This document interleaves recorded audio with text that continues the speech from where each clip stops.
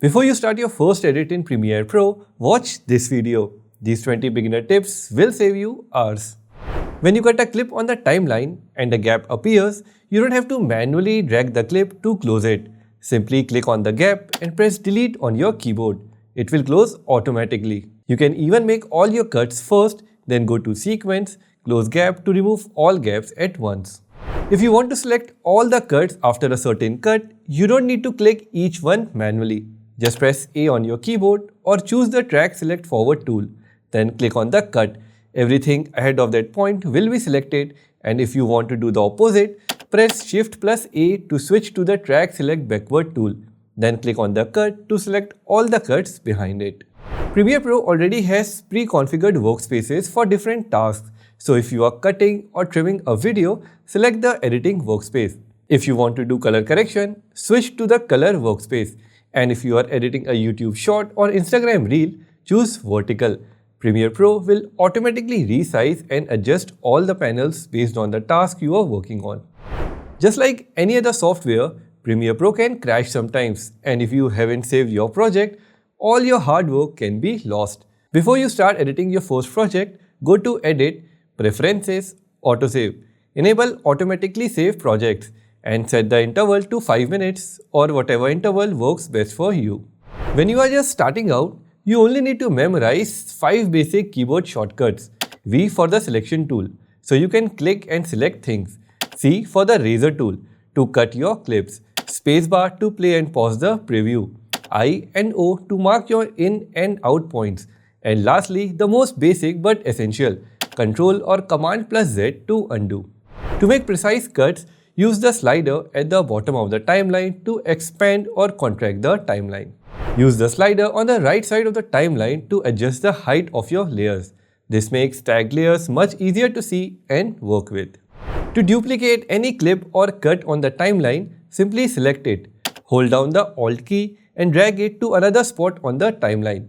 That's it, you'll get an instant duplicate. If your timeline is packed with clips or effects and playback starts to lag, just use the I and O keys to mark your in and out points, either for the whole sequence or just a specific section. Then go to Sequence, Render into Out. Premiere Pro will quickly render that portion and you'll be able to preview it in full quality without any lag.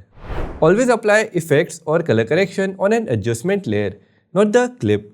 Just create a new adjustment layer from the project panel, drag it above your clip on the timeline, expand it as needed and add your effects to it. This keeps everything organized and much easier to edit later. If high-resolution footage slows down your PC, create proxies. Select your clips in the project panel. Right-click and choose Create Proxies. Premiere Pro will use the lighter proxy files while you edit and automatically swap them back to the original full-resolution clips when you export. You can use Envato to download text animation templates. Simply drag them onto your timeline. Add your text and Premiere Pro handles the animation. It's an easy way to avoid learning motion graphics, and it's a huge time saver for beginners. The link to Envato is in the description. People often say that AI will replace editors, but the truth is, editors who use AI will replace those who don't. So as a beginner, start adding AI tools to your workflow. I recommend trying Firecut, which automatically removes pauses, silent segments, filler words and repeated takes. You'll find the Firecut link in the description and you can use the code EditingCorp10 to get 10% off. If you're using Premiere Pro to make YouTube Shorts or Instagram Reels, you will definitely need animated captions. Premiere Pro has a transcription tool, but animating the text manually takes a lot of time. Instead, try Captioneer, a Premiere Pro plugin that automatically transcribes, translates and animates your captions using motion graphic templates. It turns the whole process into a simple 3-step workflow. You'll find the Captioneer link and a detailed tutorial in the description, and you can use the code EditingCorp to get 20% off. While editing, if you see red peaks on the audio meter, that means your audio is too loud. Go to Window, Audio Track Mixer and lower the mix volume. Premiere Pro's audio remix tool lets you easily adjust your music to fit your video. If the track is too long, you can shorten it, and if it's too short, you can extend it to match the video's duration. You can save your color correction or grade as a preset. Just select the layer with the Lumetri color effect. Then go to the Effects Control panel, right-click Lumetri Color and choose Save Preset. You'll find your save preset in the Effects panel under the Presets drop-down. If your timeline gets too cluttered with multiple layers, select them. Right-click and choose Nest. This creates a nested sequence that groups all those layers into a single layer. You can double-click the nested sequence anytime to access and edit the layers inside. Click the plus icon and drag both Show Ruler and Show Guides into the button bar.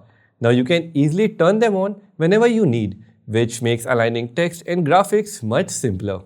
And for the last tip, check out this video where I'll show you the correct way to export your videos. You'll learn the best Premiere Pro export settings for YouTube, and you'll also get a free preset that lets you export your videos with a single click.